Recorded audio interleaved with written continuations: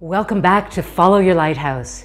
If you joined me for part one, we explored the untold stories of our mothers' midlife, what they carried and what remained unspoken.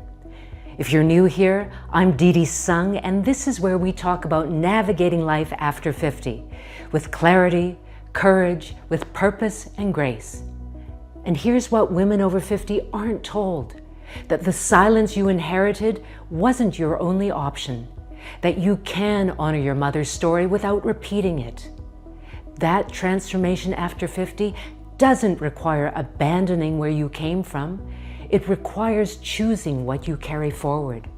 And today, we'll look at what we inherited from our mother's generation, how our generation is turning endurance into evolution and shaping a new definition of strength, purpose, and grace. Let's begin.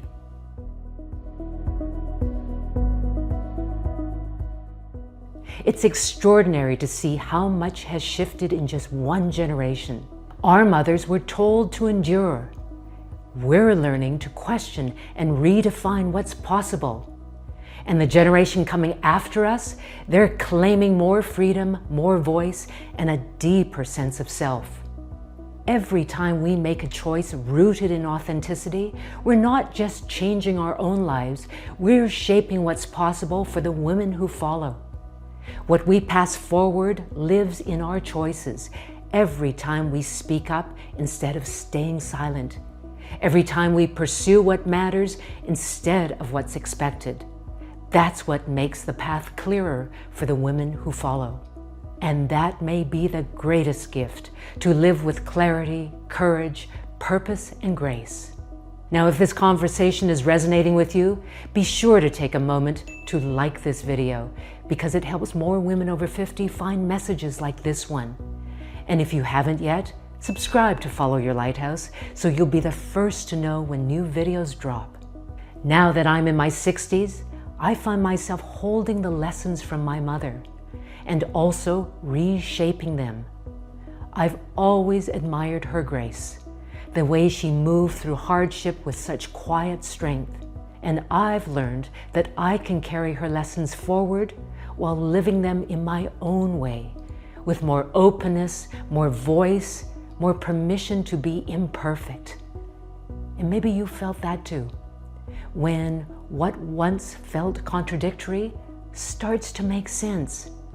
And maybe that's part of what defines us. We are the bridge generation, taking what our mothers couldn't say and finding the words they didn't have. So what couldn't they say? That exhaustion wasn't weakness? That wanting more wasn't selfish? That aging felt like disappearing? Those thoughts existed, they just had nowhere safe to land. But we can say those things now, and every time we do, we validate what they felt but couldn't name, because their silence had a cost. It shaped how they saw themselves, how they moved through the world, what they believed was possible. But our voice creates possibility, not just for us, but for every woman wondering if it's safe to want more after 50, if she can start over at 60, if midlife can be the beginning of something instead of the end. And it doesn't mean rewriting what came before. It means building on it so the women who come after us will know that midlife isn't about fading away. It's an evolution of possibility, of wisdom, of what it means to live from a place of clarity, courage, purpose, and grace. When I think about how far we've come and how far we still have to go, I realize that everything we're doing now isn't just about our generation, it's about what we set in motion for the next generation. Which brings me to something I've been reflecting on lately.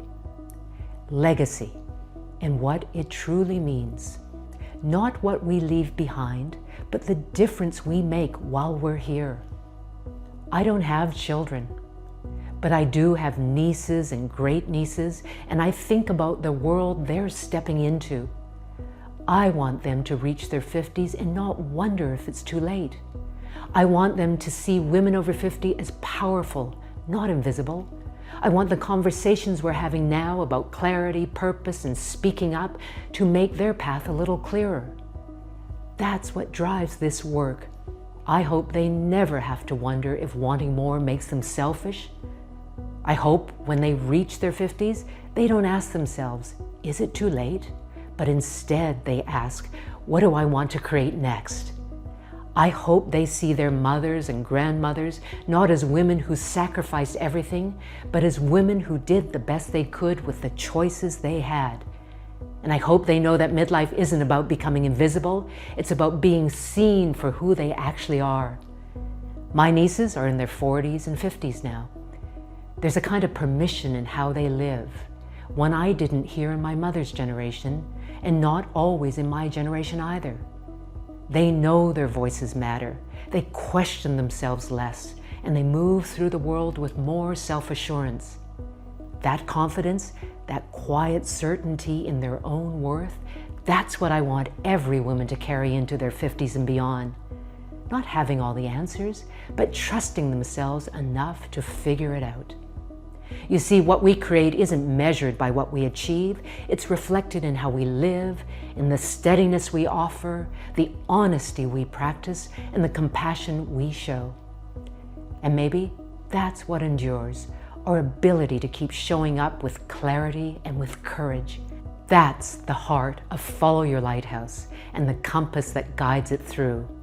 Clarity, courage, purpose, and grace.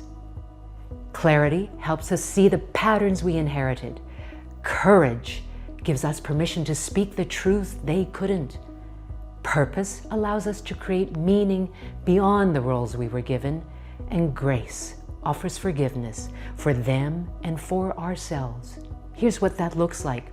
A few years ago, I noticed I was still saying yes to things that didn't feel right, but I kept doing them anyway out of habit.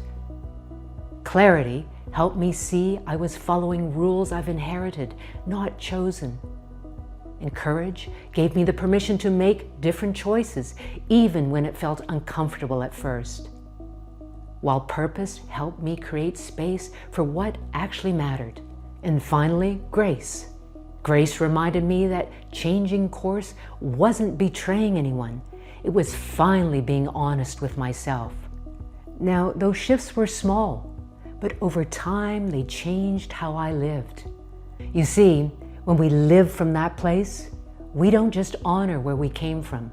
We begin to shape what lies ahead. It's how we continue their story, not by repeating their path, but by walking our own with intention. Women like Gloria Steinem have spoken about this for decades, the shift that happens when we begin to see what really matters. And she once said, women become more radical with age because we see more clearly what matters and what must change. That's what defines this stage of life. When women in midlife live with clarity, courage, with purpose and grace, we begin to reshape the world around us in our families, our circles, and our communities. We show that strength isn't about silent endurance, it's about speaking up and setting boundaries. And change doesn't always arrive with noise or applause. Sometimes it begins in the everyday choices that start to change everything. One honest conversation, one new boundary, one possibility reclaimed. Because reflection is powerful, but change takes root when we start to live what we've learned.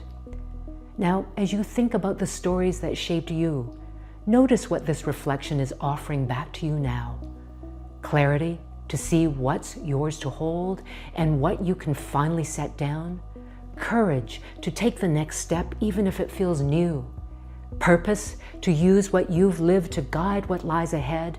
And grace to honor where you came from as you continue to grow and evolve. This is how we move through this season of life, learning from the past, but no longer bound by it. Because when women live from these compass points, we don't just reshape our own lives, we expand what's possible for the women who come after us. Because life over 50 isn't a closing chapter, it's the next one, built on everything that came before.